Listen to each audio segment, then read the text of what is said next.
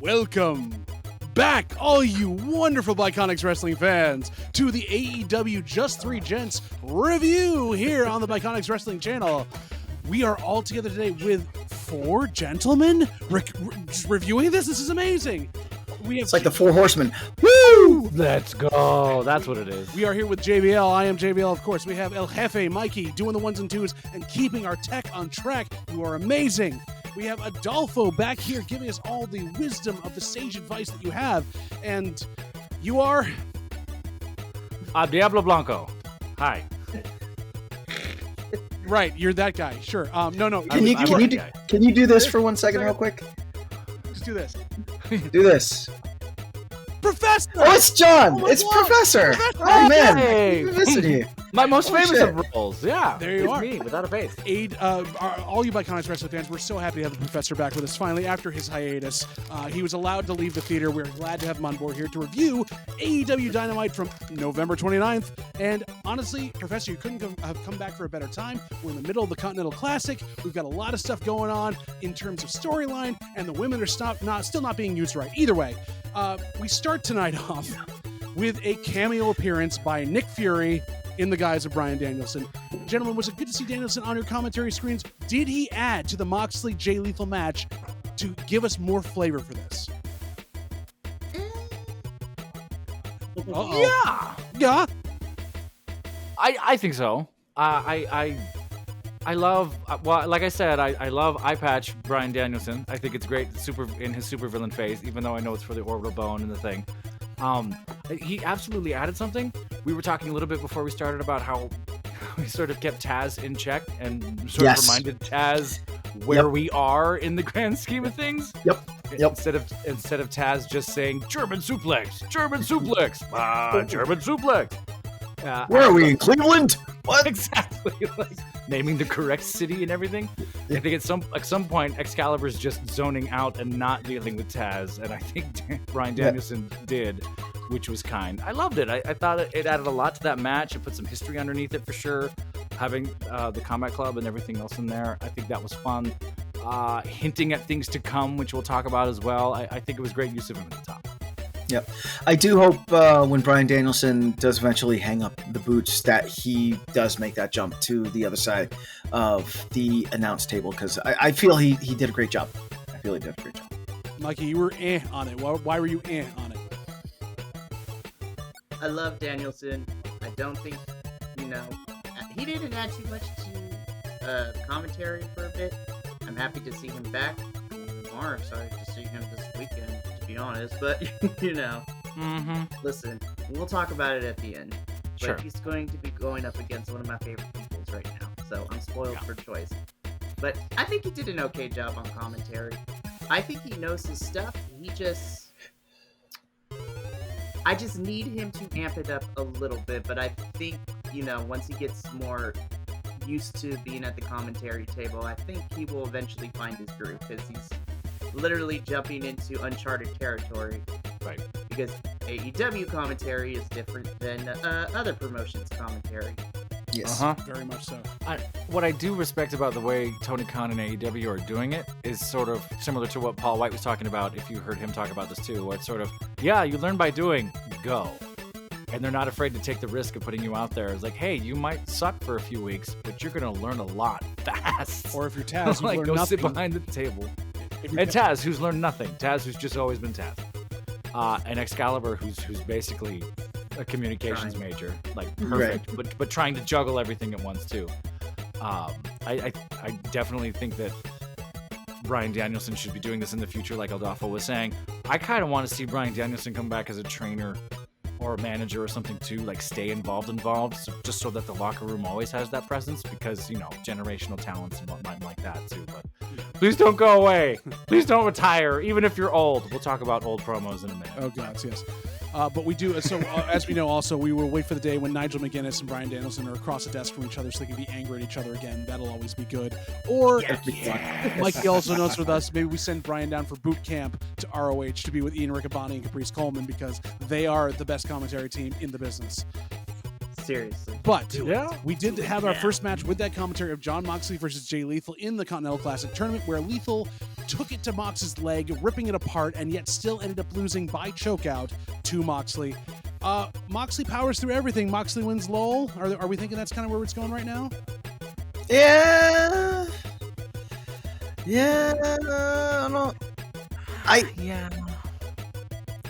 It would be nice if he drops his next match in the Continental Classic. I don't know who he's facing, but it would be nice if he dropped this next match.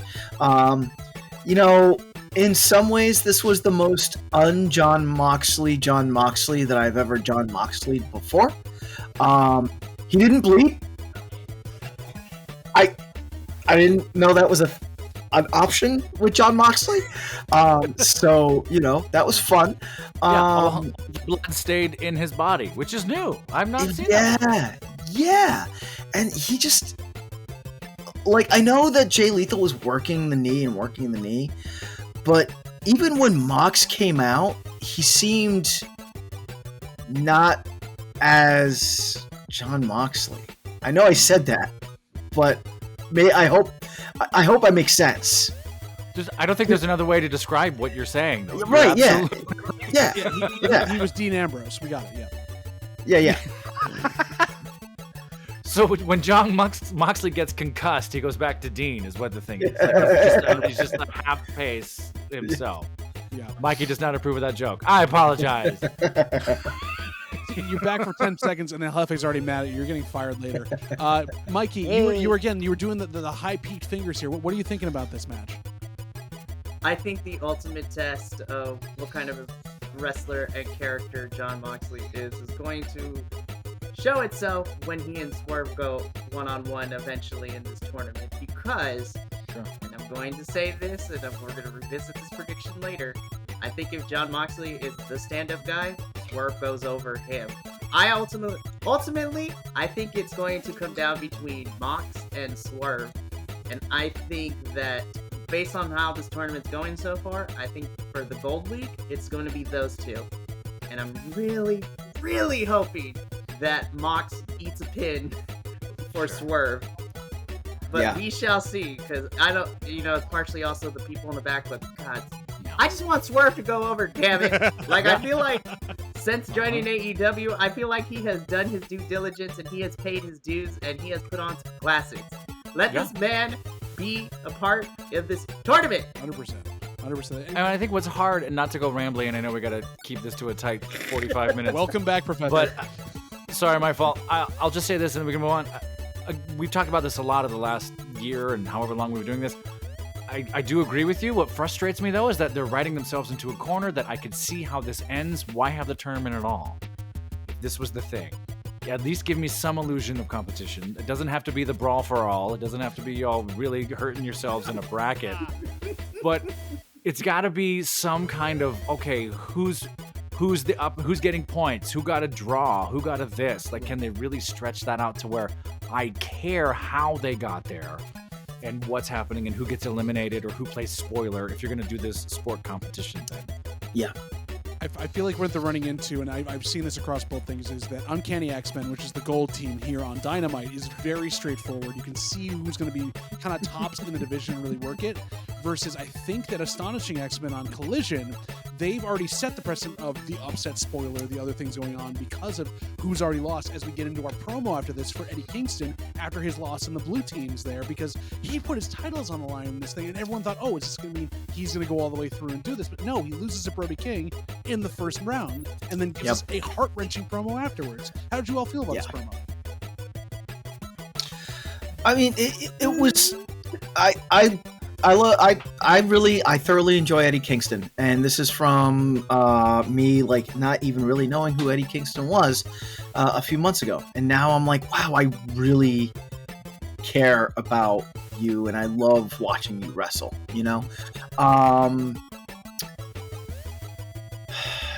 Yeah. That's basically where it is. You get so much emotion sucked out of you watching him because you care for that guy. I think Eddie Kingston is arguably one of the better actors across pro wrestling in general, period. Every promo Eddie has cut has been eye contact, breath, and vulnerability, which is ridiculously hard to do on camera. And Eddie's doing it well above the forced acting of his peers and the folks around him. So as acting teacher, that's what I see. Here, be basically sweaty, slovenly, and a broken man in a hallway and talk with your heart. That can sound ridiculously unattractive to so many people if you give that to anyone else. You give that to Eddie and you go, that's gold. I'll watch that every time. Yeah, it was very endearing. Yeah. And what I think was lovely is jumping off of that, Bryan Danielson needling him as far as, you're already saying you're behind the 8 ball. You already think you're behind. That's not the Eddie Kingston I know or I've ever heard of or whatever else. It gave Bryan Danielson a place to go because it was so heartfelt. It kind of fed eye patch Bryan, gave them an evil arc. It gave them some sort of, I have a reason to fight you next week. I have a reason for this to happen, and put something underneath it. That's what some good acting like that can do in professional wrestling. I mean, you need to give Blofeld Danielson somewhere to go with this at this point. So honestly, it's just his new villain arc as we have it there. Mikey, you smiled and touched yourself here on your tattoo. We just wanted to know. What'd you say? That's the After Hours podcast. We'll talk about that. Spoiler alert. If you have seen the Raw and the NXT reviews, you will know some freaky stuff has gone down these last 2 nights. Anyways, I can never hate Eddie Kingston. Yeah. You know, I've been a big fan of his for a very long time. I love, my back east boy. Love him so much. It's emotionally draining every time Eddie Kingston, is on the screen because you can just tell he cares about this business and he cares about what he does. We're not laughing at you, Mikey. I'm sorry. We're not laughing at you. You know what? No. No. Did you see the cat? Did you see what the cat just did? Sorry, Mike. I was trying to ignore it. Now we're keeping this bit in now. JVO glitched, and all of a sudden the cat appeared over his face, and I was like, what just happened? Where'd that cat come from? Like a cat jumping off a wall. Eddie Kingston is so endearing. No. What's endearing is what happened after this, because we have Eddie Kingston being endearing, because then we run right to Sting and everyone's favorite lascivious grandpa, Ric Flair, cutting a promo that he shouldn't be cutting in 2023. Right, but can we also say how Dynamite was brought to us by Woo Energy Drinks? Woo! I hate this. I hate the energy drink. I hate this promo. I hate Ric Flair. The good thing is, at least we got a date for Revolution. So you sound like Twitter, Mikey. You do. I mean, Mikey is Twitter. Listen, I have personal beef with Ric Flair, especially after that Dark Side of the Ring documentary did him and Tommy Dreamer no favors on the ride from hell. Yep. You're not wrong. I take what they did, not accusations, but what they did very seriously. Sure, and imagine him. Since I have personal experience having to deal with that with someone very close to me.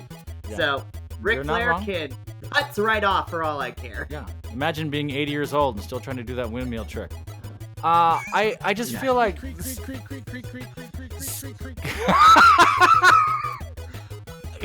You can hear him coming. I think that. Do you need my help, Mom? Oh no, is Mom okay? It's okay. Okay. I think Sting felt a little awkward about halfway through this because Ric Flair kind of grabbed the reins and went full 1986, and even Sting was like, "Wow, this is great! What are we doing?" Yeah. Which is fine because they're friends and they've been around forever and okay. And I even think Sting, similar to the folks who went to Ric Flair's retirement match, we're all like, "We love you, Rick. Okay, all right, buddy. We're enabling you, but I'm gonna go to your match. Fine." Yeah. You need my money. Yeah, it's like you're hurting. Okay.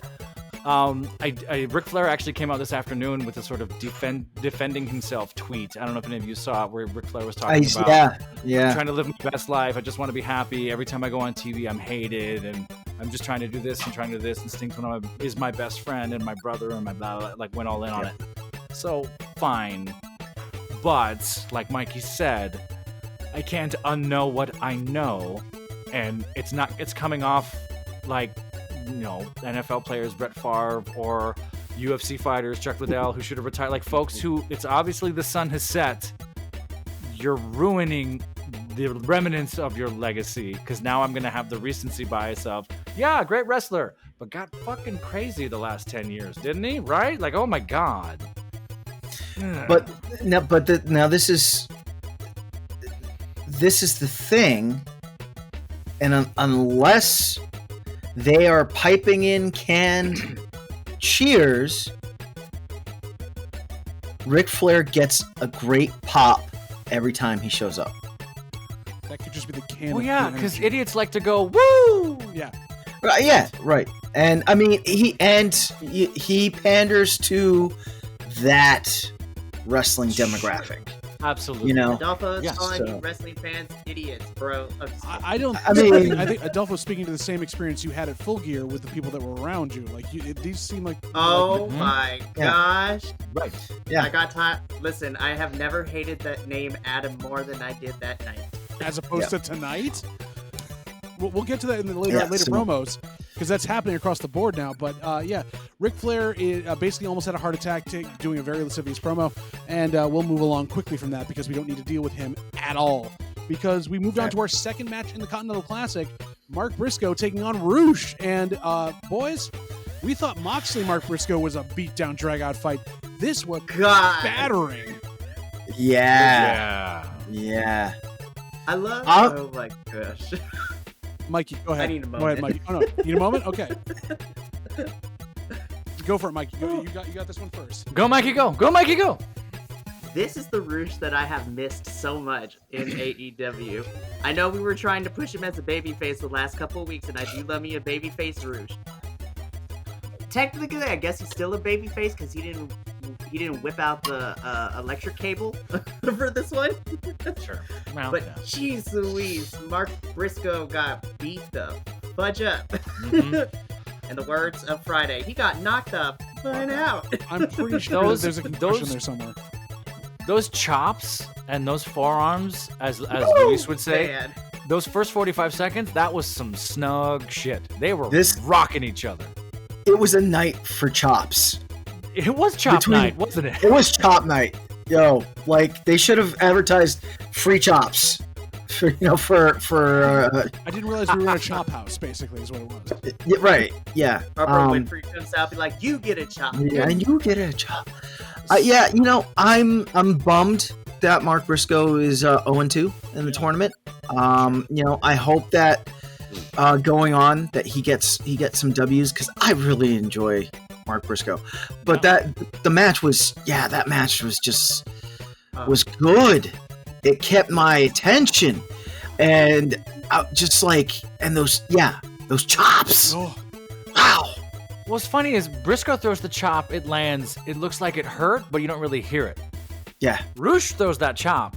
It sounds like a man died. Like that was a gunshot. Buh. Okay. But at the end, all of Roosh's blood vessels are destroyed. Like that's the big hand. Right? Like, right?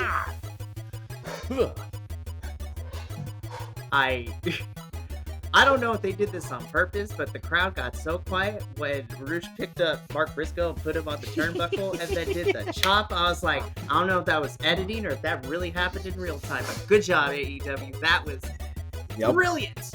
Well, anyone who's been there live, I'm sure you all know this, when you've seen it, this happened to me a year ago. There's certain chops and certain sounds you hear that are like, oh, that sounds like it hurts. There's every now and then you get that one that echoes a certain way. Yeah. And the whole crowd just goes, whoosh. Yeah, that Roosh chop from Full Gear was loud, bro, and we were all the way up in the nosebleeds. Roosh in general, so this was described in a couple different podcasts as well. Since Roosh follows the Lucha Libre style of chopping, which is more overhand or side hand instead of backhand, it's much louder because you get full palm extension versus like a Gunther chop, which is coming up the same way. But like a Ric Flair chop is a straight across, comes across right here, which is loud, but it's a lot easier to throw.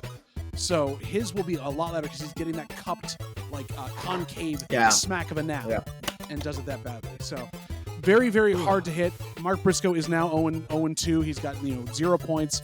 I think he's playing spoiler in this one for Uncanny X-Men AEW. He's going to be taking that out there and making someone go down that's not going to expect it. But do we know how old Mark is? I'm just curious. Does anyone know how? I could look this up myself. If he's in his 40s, it's close to like early 40s, if I believe so. If I'm right. Early 40s? Yeah. I'm older than him? He looks like he was hit by a truck twice. I just wanted to say he looked good for his age. He's younger than me. Man. He and his brother both. No. Like in death matches beyond death matches. That is a hard 38. 30, I told you, he's like almost early 40. Wow. He was Wow. the younger of the two Professor brothers. has- too. Man. It's Homeboy not the looked years, like it's the got ran mileage. Holy moly. Delaware does Well, the two. now that we popped the professor's brain, moving on. Well, let's pop some more Jesus. brains with, honestly, and I this is Tony Storm's wonderful promo, getting RJ City in to talk about getting gout from JFK and all these things.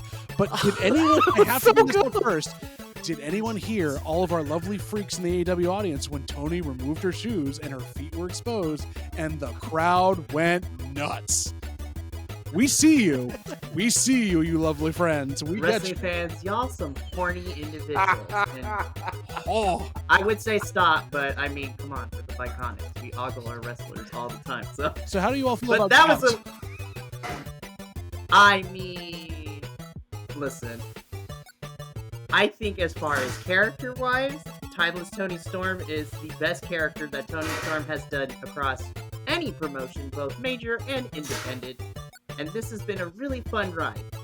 Now, I already said this during the full gear review, and I'm hoping that, they actually listen to us, because while the character work has been amazing and the antics inside the ring is good, I'm really hoping that for this championship match that we're getting next week with Tony defending this title, that we do get Tony wrestling a little bit more. Because the character work at Full Gear was great when she won the title. I was so happy, but I was disappointed in the actual in-ring technicality parts of it, because I knew her and Hikaru could go harder than what we got at Full Gear. But this character is freaking amazing. I love it. And I want RJ City's job. He looks like he's having a blast doing these segments with Tony. Yeah. I really like the segments. I was gonna say something similar, Mikey. Though that dude got the best job ever. I love that we go the black and white sepia tones. I love that they've gone all in on the character itself to tell the story. Like, I think that's so much fun, and no other promotion's really doing it quite like that. She took a huge risk, and it's working, and she's creating it. Yes, the arena was filled with Rex Ryans, and everyone wanted to stare at her. I think that what I really want to see is where we're going, and sort of where the story goes. I guess I just want to see more, like Mikey's saying. I want to see more matches. I want to see more storyline, and why? Because you have momentum here. Go, go, go, go, go. I think the danger here is to let off the gas, right? And all of a sudden it's, this match, that match, and then we don't see her as much, which happens, and I hope Tony Khan doesn't mess this up. But I love it too. I think it's a lot of fun. It is the women's division. Yeah, it's the women's division, so I have no faith, is basically what I'm trying to say. Adolfo. Someone get that woman an actual farting fainting couch. For the love of Pete. Yeah. She deserves it. She deserves, I think that would just be the cherry on top for her when she does these backstage segments, to have one of those Betty White, not Betty White, but Betty Grable. There's a fancy name for that, isn't it? What's the name of that thing? Yeah. Shay's Yeah, couch. but like Shay, Yeah. the Shay. Yeah. yeah, right, yeah. Yep. Get Tony Storm a fainting couch. Come on. Please. We gotta have a fainting couch match. Like, whoever Yeah. faints first, it's Yeah. over, or something like Yeah. And I think to push it even more, when she comes out for matches, she should have 4 strapping young lads carrying her, and with the feather fan, dude, go all in on this 1920s Like full Elizabeth Taylor and Starlet. Cleopatra. Yeah. Liz Taylor, yeah. Cleopatra. Yeah. Like, go all Yep. for it. Yep. Because I love it. Tony Storm. See, I'll be the fanboy. This is Seti. Thank you. I was trying to think of that name. Thank you, Mikey. I was like, Samsonite. I was way off. We gotta have at some point some mid-Atlantic 1920s, 30s bare knuckle guy show up to Tony Storm. And it's whoever figures that out, it's going to be amazing. I also need to be like, bring your hair power. She, See where I come from. It's a different time and a different place. I'm here for Tony Storm. You seeing it? You met her?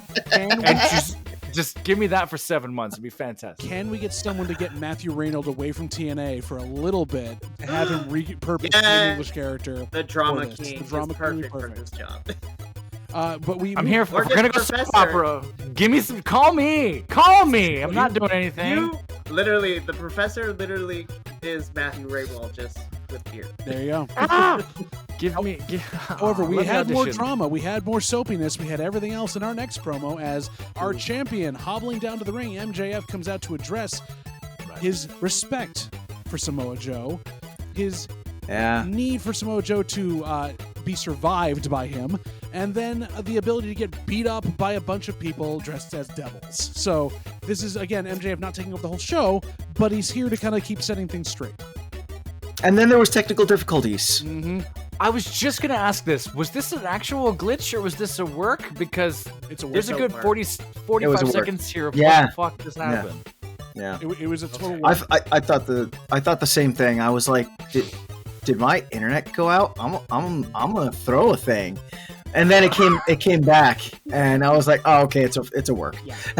Wholeheartedly. This was standard boilerplate MJF. This was not anything new that we haven't heard. A couple digs at CM Punk in it, though, definitely taking it to him because obviously they're switching sides on this and Max is going full babyface now. But guys, do you feel like this furthered it along enough for you to kind of like keep you interested in it, or was this kind of just spinning its wheels? Mikey is bored. I'm biased because I'm getting plugged back in, so I'm wondering who the fake anonymous is in the ring now.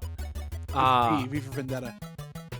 V from V and all those other folks. So I'm a little like whatever that. Okay, I've seen that trope too many times. So I wish they chose something different with that, whatever that is. And I understand Samoa Joe wanting the best MJF possible and wanting to beat him for real. So I get that too. I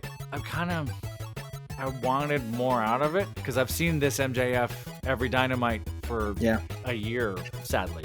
And not that it's not great, I still like it, but Yeah. Wholeheartedly. I thought it was a weak promo, and something else about this promo that I kind of like, right?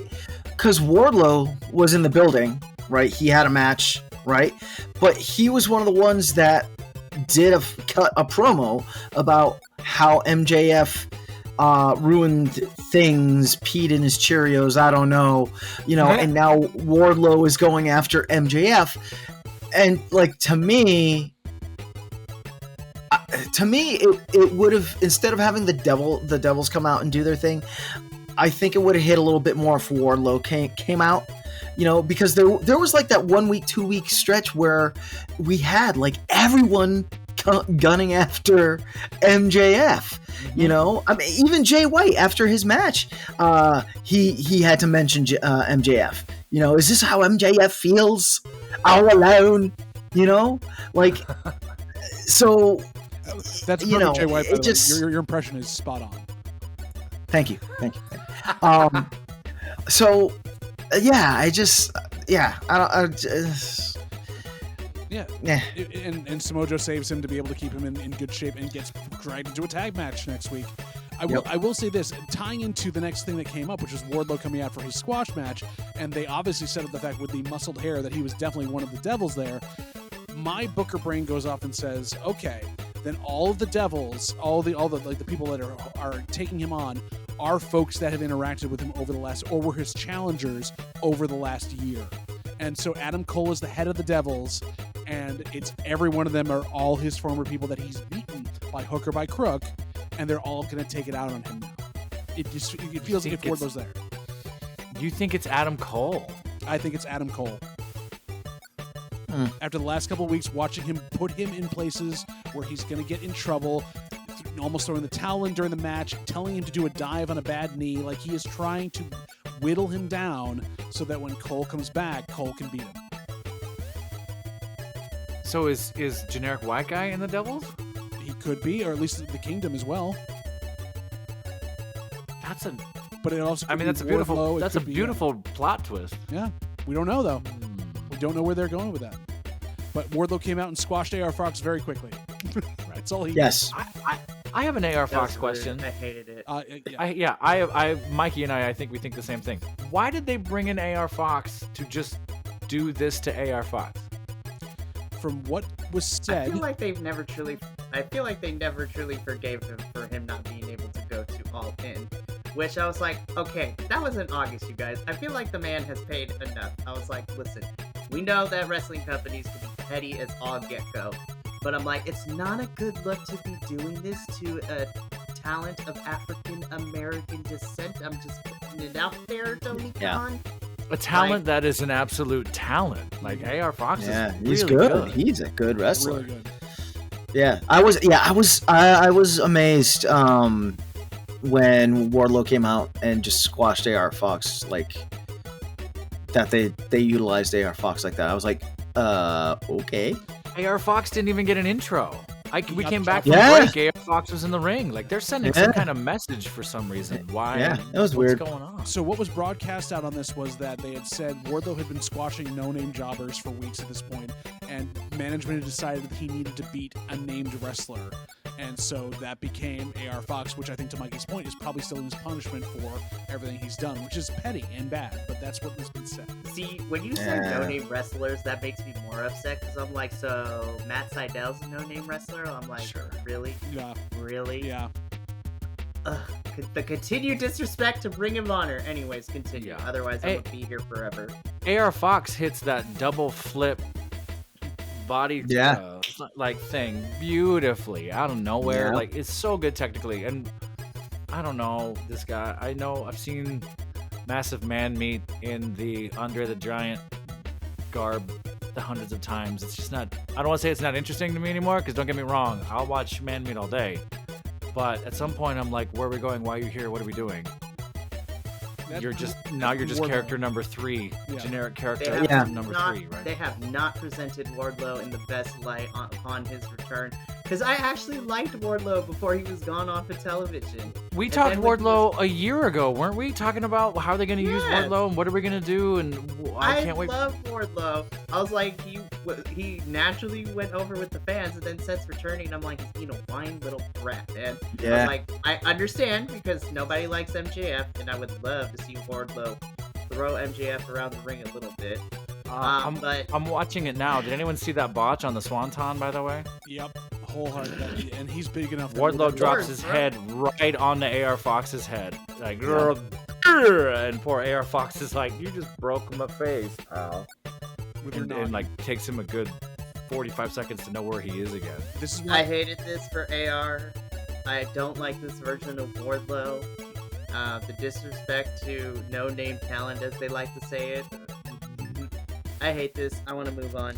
Well, and I'll say this for Wardlow. The hope is then if he's part of the Devil group, then that's why they're not presenting him as much as right now, because he's actually involved in a back end of a storyline that will push it over. No, that's not going to No, it's not.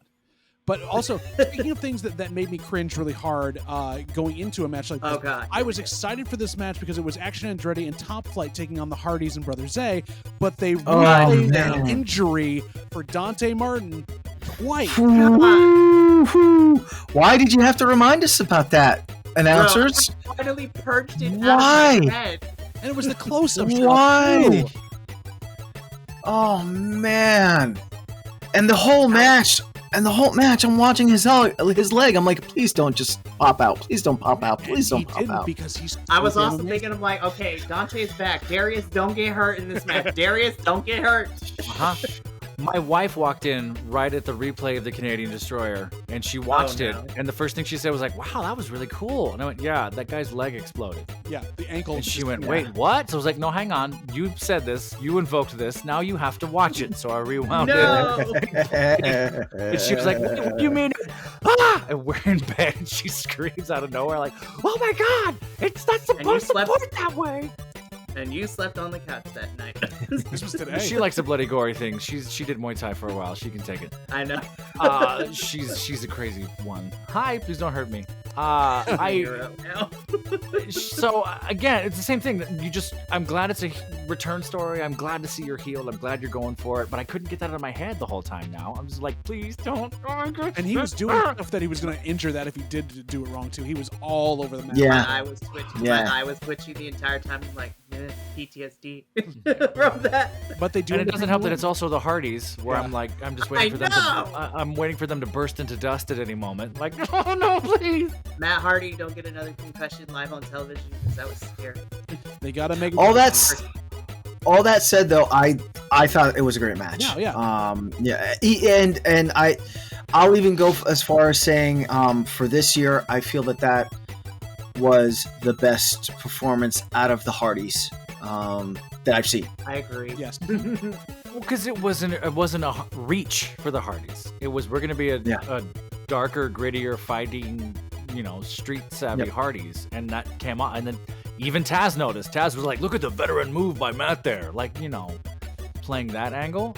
They could do that for the next few years. They can't do the stuff they're known for. I hope someone. Yeah, they're saving that for the Edge and Adam Copeland and Christian match there. So Adam Copeland. If that happens, I'm going to lose my mind. It's going to. I have some harsh words and feelings about that whole segment. We'll get to it in a little bit. Well, can we get there first, Mikey? We have something that I know you're going to very much be very happy with next, though, because we have our women's TBS Championship match, the only match of the card, because it's the only women's match they ever do. But it's Julia Hart.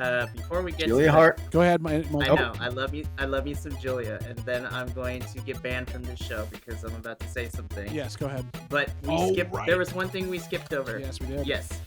We get backstage with Top Flight, which I will equally love as well.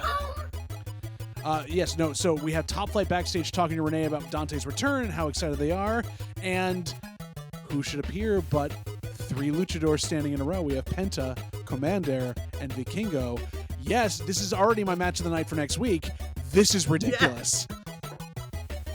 This is the match this is the feud that we should have gotten had Dante not broken his whole entire leg server or whatever. So, do they do the spot again?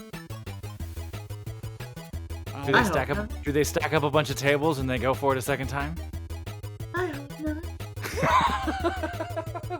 And every time you ask a question, the pitch is gonna go, I hope not. This match, so Darius has gotten hurt. Oh my God, it's Dip. It's time for Andretti to get hurt now. Out of the 3 of them, no. Stop it. So not to invoke the wrath, but there was because we've been doing this a little while. That was back in April, March, where there was 4 weeks in a row, and each week someone got destroyed or put out of commission by a Canadian destroyer or a botched dive. Vikingo, I think, was one of those too. There was like that span there. Knocked his head in the ring on a flip. All these horrific things. So, and we're talking about concussions again and whatnot. I'm excited for that match. I'm excited to see. I just don't want anyone to get hurt, but I know they're going to bring the crazy shit because they got to get the yips out. So I know they're going to go for it. 100%. Please don't maim yourselves. No, please don't. So protect the bibis. But we'll move on from that to, again, Mikey, you were so happy to see this. Julia Hart defending her TBS championship in a house rules match against Emi Sakura. And I'll start this by saying, is Julia Hart doing House of Black better than House of Black? Oh, the short answer to this is yes. There's no Listen, Professor, we got a lot to catch you up on when it comes to House of Black stuff. I mean, to be fair, they have not been used, but they haven't really been doing themselves favors either. In the way that they're delivering promos and stuff like that. Ooh, dissension in the ranks. What are you thinking, Adolfo? What are you thinking?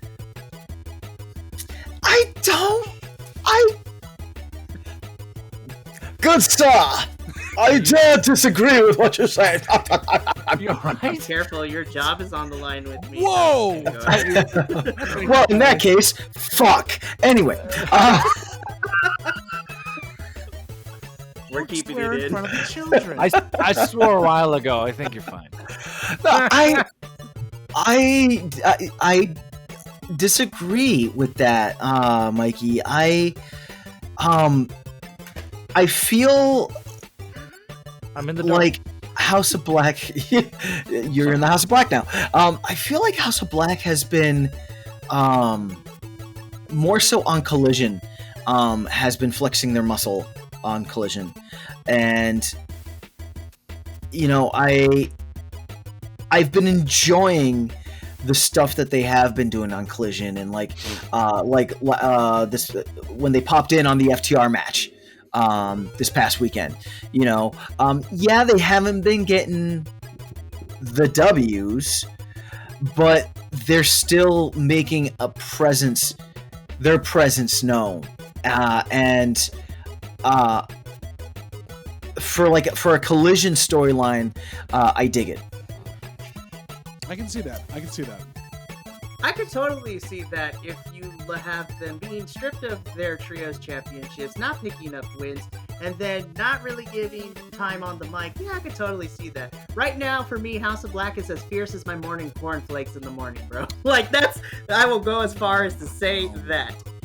Wow. And as somebody who loves House of Black, I love them so much. But the only person who is doing anything for House of Black right now is Julia Hart. I still think it was the wrong decision to let Knockoff Rock and Big Bill retain those tag team championships at Full Gear. Yeah. House of Black should have swept. And don't even get me started as Claudio Postinoli over there taking one over Buddy Matthews. You had 3 out of the 4 members of House of Black at Full Gear lose. They left with nothing. Good day, sirs. Or them, because I don't want to assume pronouns here. But however, Brody King won on Collision against Eddie King. Brody King did one, yeah, and it was a dominant win. Let's be honest, that is the consolation win because they're going to screw that man over the rest of the tournament. I'm putting it out there right now. You're calling your shot. It's a very big shot.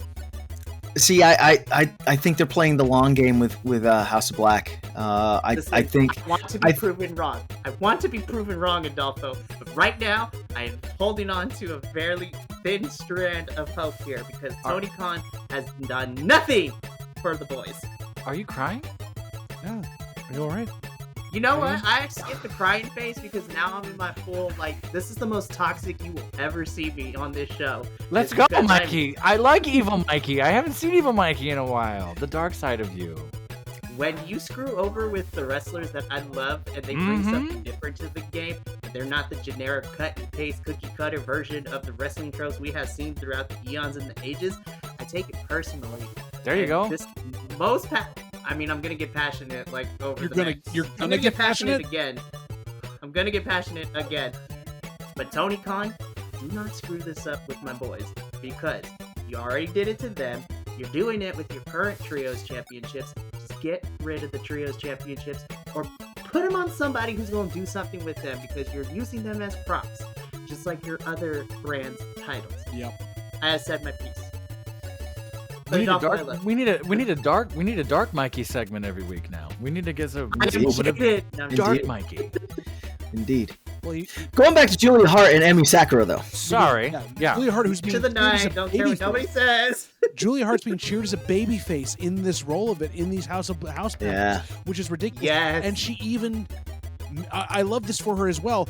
Unlike when House of Black was doing the house rules matches, there was never they couldn't figure out the rules or they wouldn't forget them. She actually had a point where my finisher is a submission and they've hamstrung me and I still go for it. And she's still learning. So I am invested in her as a wrestler because she's brought down there as I still have to work my way out of it. It was wonderful to see. Yep. And can we bring up those filthin' chops that Emi Sakura just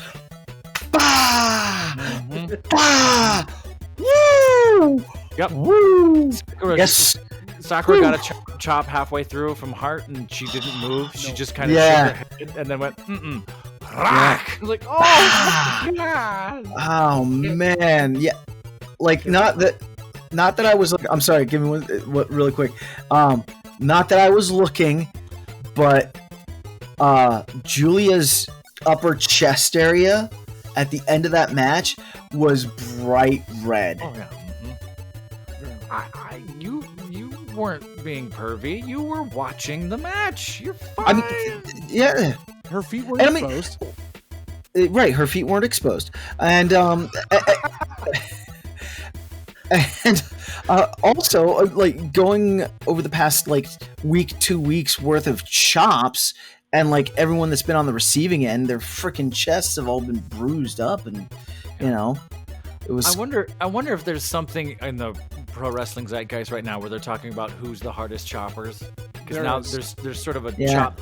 It was dives for a while, and now it seems like everything is brought to you by chops. So there's a few things where it's like, this is getting interesting. Yep. Or woo energy drinks. Woo. Sorry. Go ahead. Or woo. I think that we. I thought she came to kill me. I'm alive. Okay, great. No, she came. And there's a knife. Oh, I'm fine. Oh, I'm okay. She came to chop you. It's on camera, guys. No chops. Avenge me. I think that. No one tell him about the chops he has to take for passing 100 subscribers now. That's true. Are we taking 100 chops? Are we going to do a video of 100 chops? Correction, you're taking 100 chops. Do I got to drive out to the desert where you live, Mikey, and take 100 chops? Yes. Out in the middle of Coachella, just in the sun, tied to a rock, and just get chopped? That is your penance for missing so much. No, I'm just kidding. My wife heard all of that. Match, she's very confused. Back to the thing we're talking about. I love this match. I'm sad it got 9 minutes, but I thought it was fun. Yeah. I love that Audrey is right in the middle of this whole match telling him, hey, no, it's a house match. You can't do that. Hey, you can't do that. Selling the story the whole time. I think what let me down in this match was the commentary. They didn't know what to say. They didn't know what to do. As always, which and I don't... I could go both ways because I wasn't taking notes because I was watching the match. Yeah. So I wonder if a part of me, hopefully there's a part of me that hosted there at the commentary table that they're like, this is really good. Oh, I need to talk about it. Like they're getting caught up in how good it is. And we've talked about this, the women just have to be better to get any time. So they're always more fluid. I don't know if the dudes at the commentary table are so busy, so transfixed on the tits and ass that they just like forget their words. I mean, that is, I'm sorry, but that's honestly what I feel like happens when women's matches come up. It's so true, damn it. Yeah, you know, it's like when the women's matches come on, they need to be like timeout, you know, and wheel those doorknobs out, and then like wheel in Ian and Caprice. You're right. Who do it so well in our Bryan Danielson. I'm Bryan. You know Bryan Danielson. He would call him.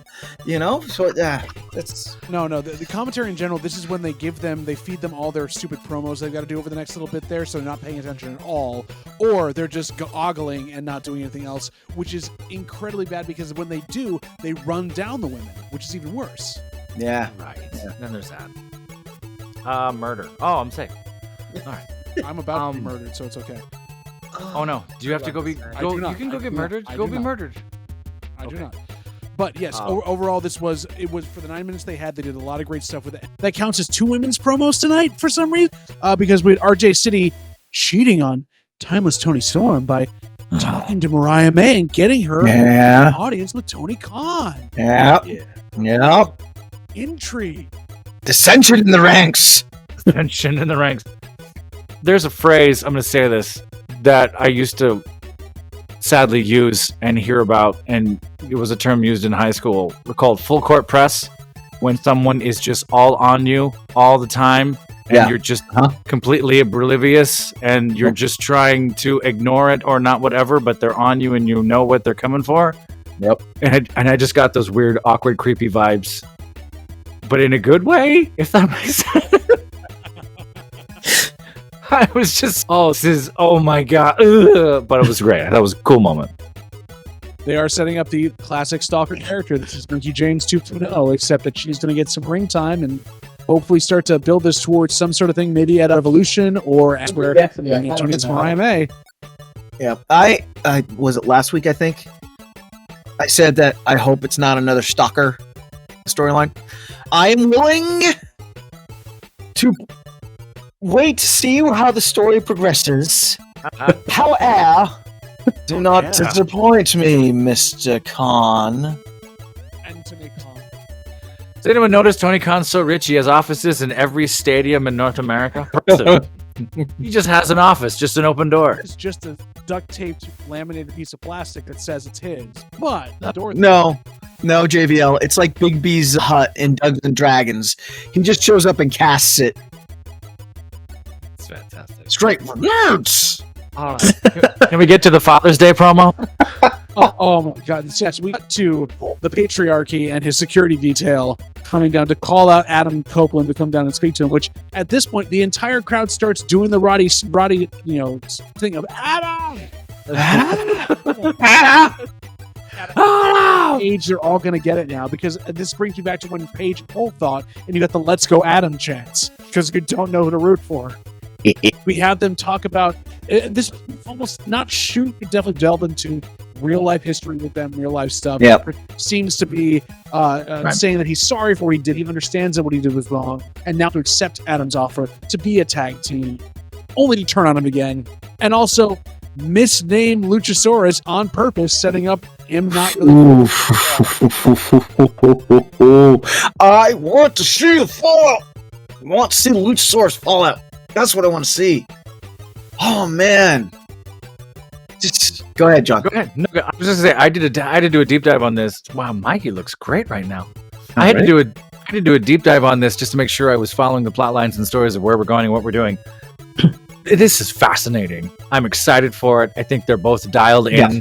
They're both obviously professionals, but there's a part of me that's like, this is I don't want to say peaking because that's not what I mean, but they've found this second wind for their careers in doing what they're doing here in AEW. Yes. And it's fascinating. It's taken years off their life, off their promos, off everything. It's fun. There's a reason for them to be doing what they're doing.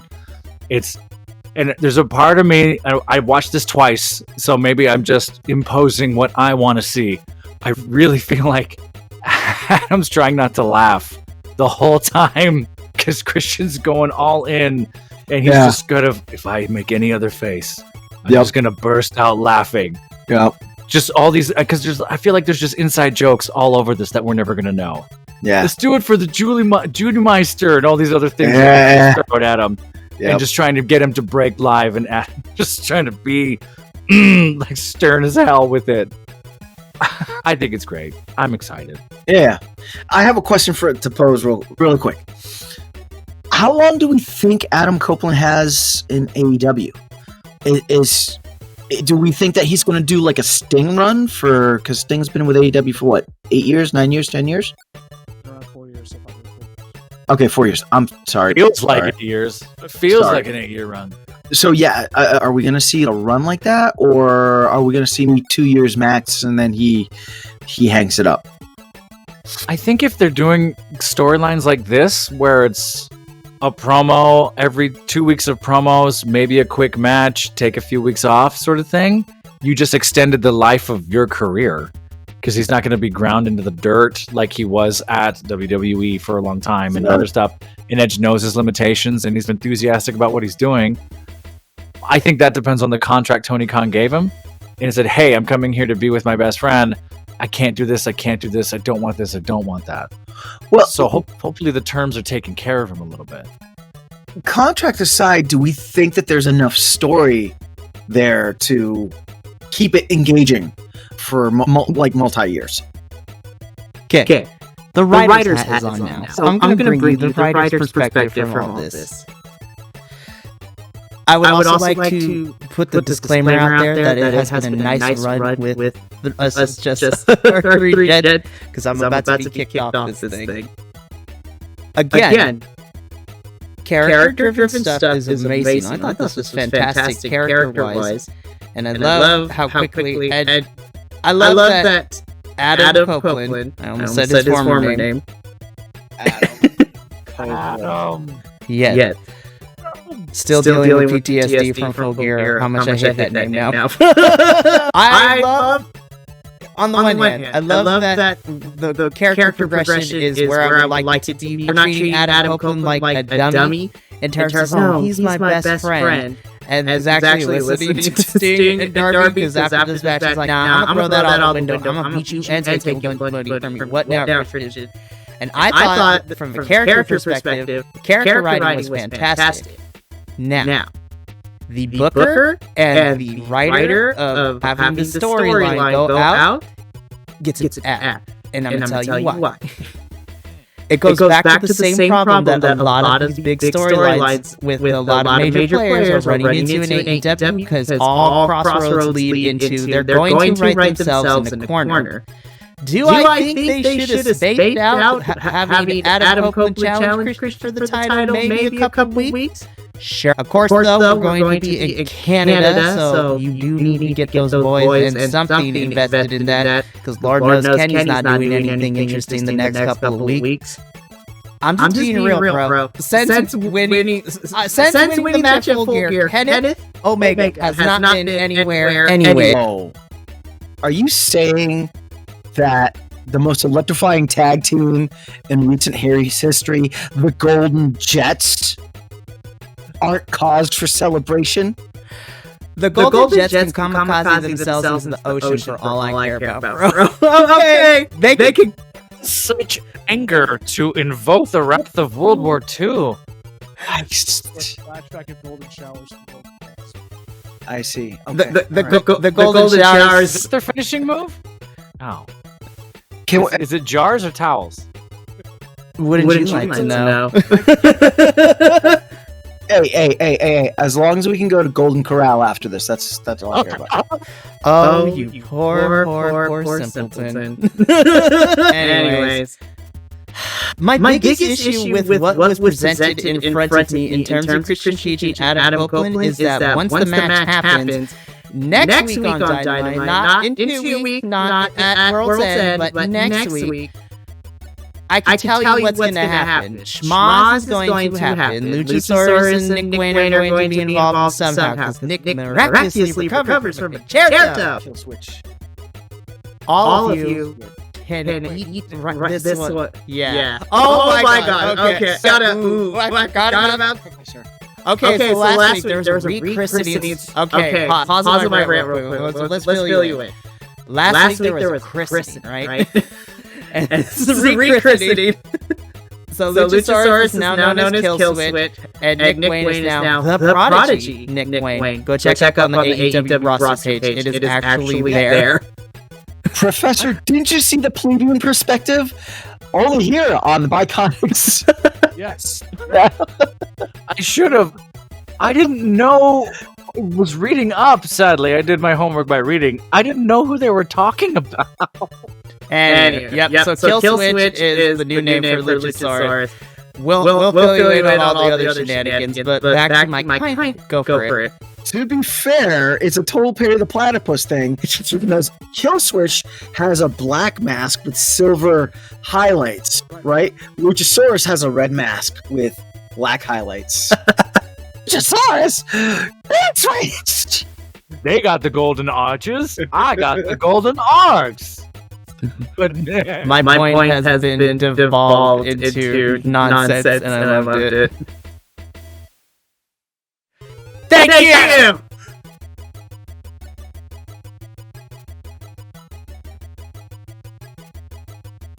They should have called it Killosaurus sounds better. Which are Wayne? Which Prod Wayne. Basically, when Adam Copeland has to save him from them to form the tag team, take on the Hardys to retire, or if they're fantasy-wise, they take on the Hardys and the Dudleys in their last table match ever, where all of them died. Basically, that is the end of what happens here in about 6 months to a year. Yeah. In all seriousness, though, Mikey, you are right. I was very surprised that Adam Copeland challenged for the belt next week. And I felt that you're right. That's writing them into a corner. Do I think it's going to be awesome? Hell yes. I'm excited. This is going to be good. But the writing is horrible. They got to do something since MJF's about to drop his title to Samoa Joe at World's End. But I wonder. Yep. I wonder, and we have other things to talk about, but there's a sloppy way out of this, which makes me nervous in the sense that these two have a match. Killswitch and the Prodigy interfere, something happens, and then we get that face turn from Christian saving the friend in the thing. No. Luchasaurus is going to do this turn. It's a sloppy way out, and it's bad writing. But now we come back to the question Aldolfo asked of how long was this contract with Adam Copeland? Is it like, I'll give you 9 months? I'll give you 6 months. He said he signed at least a 3-year deal. It's a 3-year deal. Okay. 3-year deal. But then why are we rushing this so fast? Because. Yep. That's like no. Face. They're gonna bring back Jack Perry. It's those basically Jungle Express take on Adam Copeland and Christian. And this is a tangent. We shouldn't talk about this. We should move on. I don't hate that, but I think the problem would be like all the other heels in AEW. We root for them. We cheer for them. They're not traditional heels. They're stuck in the gray. And I don't know. But that's a whole other podcast. We should talk about this. Yep. That's a video we can do on that. Kill Switch? Wasn't that a 90s metal band? Kill Switch? It could. Yes. I'm right there with you. But we move from there, from this whole big thing. And also Adam Copeland giving Christian Cage his line back from a couple weeks ago where he told him to go F himself for what he did. We move on to our final match of the night, our main event, which was given the time it needed. And this match was my match of the night. We had Jay White taking on Swerve Smash, the final match of the Continental Classic, and these two wrecked each other in the best possible way. Adolfo. No, just thinking back from that match, that was nostalgia. So good. So good. Dude, the last 3 matches I've seen Swerve Strickland in, I'm just like... Give him the title now. Sure. Give him the title. Yeah. Yep. I'm happy to see that they're using Swerve correctly, how we were talking about for a long time, and we got the whole Darby Allin thing for a while, and I thought that got muddy, and then this other stuff. I love this Swerve. Y'all made me look up highlights when I was like, who's this guy months and months ago, and I love everything he's doing. Yeah. And then death matches aside, I think they do great work. He does fantastic things, lovely things. They were communicating the whole time. They're calling their spots. They're taking care of each other. The first 3-4 minutes felt a little. This is a school match. Let's run the ropes and chopped, and that. So it felt like where we going. It wasn't until Swerve did that 8-hit combo breaker right in the middle. Oh yeah! Boom stomach, boom jump kick, boom suplex, and it was like, whoa. Yep. Oh, you just. And like flowing and everything else. It was so cool. Yes. That was the moment of, all right, we're in the second half now. Let's ride. And I was like, that was beautiful.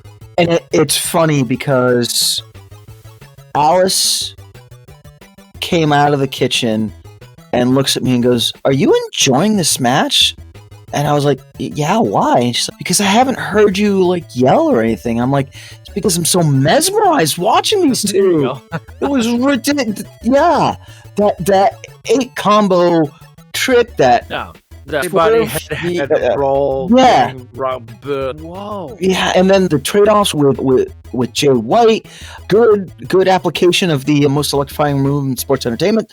Surprise roll-up for the 1-2, then 1-2, and 1-2. Yeah.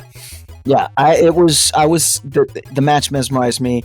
I said this earlier. Jay White makes everyone look so good when they wrestle him, and he's a great wrestler.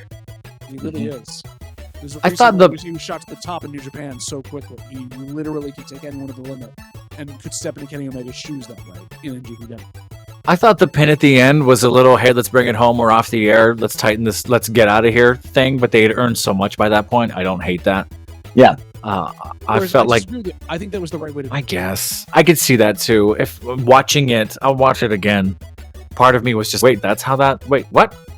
And then it was over. Oh, but I want to, okay, it's gone. Okay, thanks, bye. Okay, thanks, bye. Okay, thanks, bye. Mikey, you're just shaking your head like the little Buddha that you are. You're just like,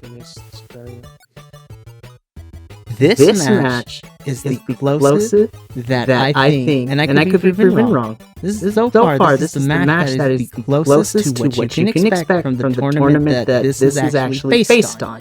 This match felt like a G1 Climax tournament match. If these two were to wrestle out of New Japan. Obviously, you have Jay White, who just came from New Japan. He's used to this. And Tony Khan, why have you not sent Swerve to represent AEW? I love Eddie Kingston, but why did you not send Swerve to represent AEW in the D1 this year? Like, bro. I guess that's fine, bro.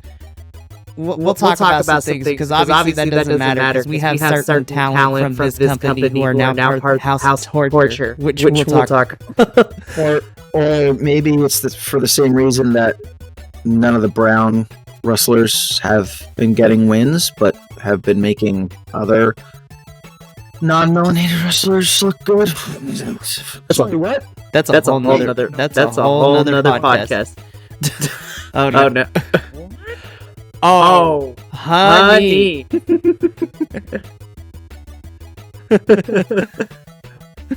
Now I'm ready for this conversation. This is okay. We white man radio waves bounce off tinfoil. That's well known. No way to get them. Adolfo, you gotta keep it on for the rest of the review. But we'll talk afterwards because we still got something. We need things to still upload. But this match between Swerve and Jay is the closest I think so far that this tournament has felt like a G1 climax match.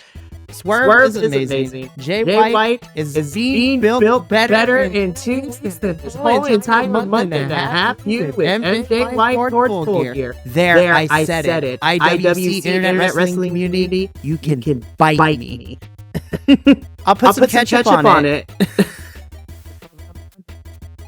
I welcome the challenge because you guys have irked me so much the last few weeks. I don't know. I enjoyed the Jay White build-up during the whole MJF thing, but I thought after doing some reflecting and actually rewatching that match, it was definitely a letdown for Jay White, for the character build-up that he had been doing. And yeah, that's all I have to say about that. I think we're coming up on over an hour in 3 different parts. JVL, what do we do now? Take us home, bro. We've come to the end here, and caps on. We're going to give our final empanada rating of this. And Not a rating? Hang on, you just said that. I got to go find my conspiracy cap. Hang on. Exactly. Go find. There you go. Our conspiracy caps on. We all have our conspiracy hats on. I look like I belong in Run DMC. I'm here for it. For all the negatives that I have said about it, this episode of AEW Dynamite was actually really okay for me. I will give it a 4 empanadas. Yeah, 4 out of 5. 4 out of 5. Yeah. I'm gonna. Why, Don? Didn't need to go and get your summertime bonnet on first. This is the only hat I could find that fits my head right now. Oh my goodness! I walk out there and went, I need a hat that fits on my head. And my wife goes, none of these hats fit on your head. Thanks. Why couldn't you, John Professor? You can give me a Vegas. I'm gonna go watch a Tennessee Williams play. I'm walking Tennessee Williams play. This is like the Gay Musketeer right now. Let's feel like this is. Apple. Apple. You know, I give this Dynamite a solid 3.75 out of 5 empanadas. I enjoyed all of the Golden League matches we got tonight. The Blue League matches this weekend, though, I'm also going to slap a lot, which is going to be good. My match of the night, surprisingly, was Julia and Emmy for the sake of Emmy just brutalizing Julia and weirdly, evil cult leader Babyface is hear it. I'm happy to see Mariah May actually wrestle next week, and she's no longer just Dr. Tony Storm. And of course, one white guy radio wave got right into the tinfoil and just bounced around. Speaking of white guys, Professor, what do you rate this episode? Banana scale. On the banana scale, I agree. I think it's a 3.5, 3.7, almost 4 for me. I wish the women had more time, as always. That is also my match of the night. I loved watching that. Again, Swerve and Jay Lethal, fantastic, but my props to the women for sure. I thought this was fun. This was great. I've been trying to keep up with the Dynamite as best I could. This was a good one to jump in on. I got to do my homework on some other things. Because friggin' Killswitch and Prodigy, come on, guys. There's so many better 90s bands than those. You could have picked so many other things to name your characters after. Power Man. What did I? Power Man 5000? I would have bought Luchasaurus as Power Man. He's here, Power Man 5000. Walks down from the... Oh, it would have been correct. And it's built in there. I would give it like Mikey or Adolfo. I'm going around a 4.25. It's one of the better episodes we've had. Overall, this tournament has turned Dynamite around in a lot of ways. And then removing one because, again, the women got 9 minutes and they got 2 promos, but they were talked over, ogled at, and not even sold. If you want good women's wrestling, you go to ROH. That's where you go to see it. That's where it is. Highly recommend there. Gentlemen, it has been a pleasure to have all 4 of you here. As always, we want all of our fans out there to go on to the socials, BC WrestlePod, follow us on YouTube, on Instagram, on TikTok, interact with us, get those comments in there that we will respond to because we want to make sure the algorithm doesn't just lose us now that we're over 100 subscribers. Over 100. Over 100. And you know what comes after 100? It's 101. Then 102. A lot of Dalmatians. 103. So many. For Conspiracy Theory Adolfo, for Writers Capsus Conspiracy Mikey, for the Walking Tennessee Williams play, it is the Professor, and for myself, and I am JVL, and we have been here on the Biconics Wrestling Podcast. And remember, as usual, you are Biconic. All of us, you can tell, are obviously Biconic, and we love sharing this amazing art form with you. And we'll all see you in the next video.